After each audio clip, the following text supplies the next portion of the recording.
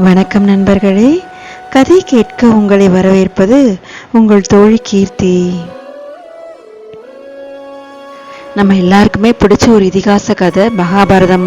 அதில் வர கதாபாத்திரமான பாண்டவர்களின் மனைவி திரௌபதிக்கு பகவான் ஸ்ரீ கிருஷ்ணன் மீது தன்னை விட சிறந்த பக்தி கொண்டவர் இந்த உலகில் யாருமே இல்லை என்ற எண்ணம் வந்தது.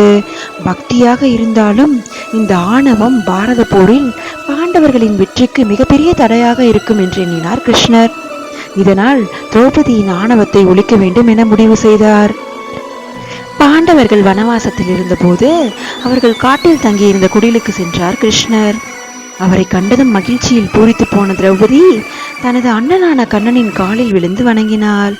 ரதம் மீதும் காணவில்லையே, நீங்கள் இவ்வளவு தூரம் எப்படி வந்தீர்கள் என ஆச்சரியமாக கண்ணனிடம் கேட்டாள் திரௌபதி. அதற்கு கிருஷ்ணர், தங்கை காட்டிற்கு போனாலே எப்படி இருக்கிறாள் என ஒரு முறை வந்து பார்த்தாயா என நீ கோபம் கொள்வாயே.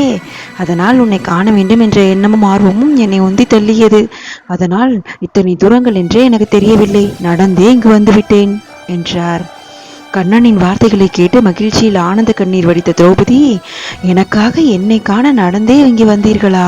கால்கள் வலிக்குமே என்று அக்கறையுடன் விசாரித்தாள். வெந்நீர் வைத்து தருகிறேன், நீராடினால் உடல் களைப்பு, பாதங்களின் வலி போய்விடும் என சொல்லிக்கொண்டே திரௌபதி வெளியே வந்தாள். பீமனிடம் கூறி மிகப்பெரிய பாத்திரத்தில் தண்ணீர் எடுத்து வர செய்தாள்.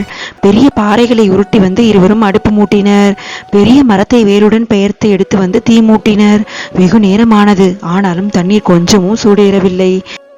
மேலும் மேலும் தீயை எரித்து கொண்டே இருந்தனர். ஆனாலும் பயனில்லை, தண்ணீர் கொஞ்சம் கூட சூடேறவில்லை. தண்ணீர் சுடாமல் இருந்ததை விட மேலும் மேலும் குளிர தொடங்கியது. இதனால் திரௌபதியும் பீமனும் குழப்பமடைந்தனர். இது என்ன அதிசயம்? கொழுந்து விட்டு எரியும் அடுப்பில் வைக்கப்பட்ட பாத்திரத்தில் நீர் சுடவே இல்லை என்பதை விட குளிர்ச்சியாகிக் கொண்டே போகிறதே என்று திகைத்து நின்றனர். சற்று நேரத்திற்கெல்லாம் குடிலை விட்டு வெளியே வந்த கிருஷ்ணர் திரௌபதியிடம், வெந்நீர் வைக்கிறேன் என்றாயே, வெந்நீர் தயாராகிவிட்டதா என்று கேட்டார். என்ன செய்வதென்று தெரியாமல் நின்ற திரௌபதியும் பீமனும் தயக்கத்துடன் கண்ணனிடம் நடந்தவற்றை கூறினர். அதை கேட்டு புன்னகைத்த கண்ணன், பீமா, இந்த பாத்திரத்தில் உள்ள நீரை கீழே கொட்டு என்றார். பீமன் அடுப்பில் வைக்கப்பட்ட பாத்திரத்தை சாய்த்ததும் அதிலிருந்து ஒரு தவளை தாவி குதித்து ஓடியது. திரௌபதி, நீ எனக்காக தண்ணீரை சூடேற்ற நினைத்தாய். ஆனால் அந்த பாத்திரத்திற்குள் இருந்த தவளையோ தான் இழந்துவிடக்கூடாது என்று என்னை வேண்டிக் கொண்டே இருந்தது. அந்த பக்தியின் வலிமையாலே இவ்வளவு நேரம் நீங்கள் எவ்வளவு தீ மூட்டியும் தண்ணீர் சுடவில்லை, மாறாக குளிர்ந்தது. என்னை வேண்டிய தவளையை காப்பாற்ற நான் எண்ணியதே இதற்கு காரணம் என்று கூறினார். இதை கேட்டு ஆச்சரியப்பட்ட திரௌபதி, ஒரு தவளையின் பக்திக்கு இவ்வளவு வலிமையா?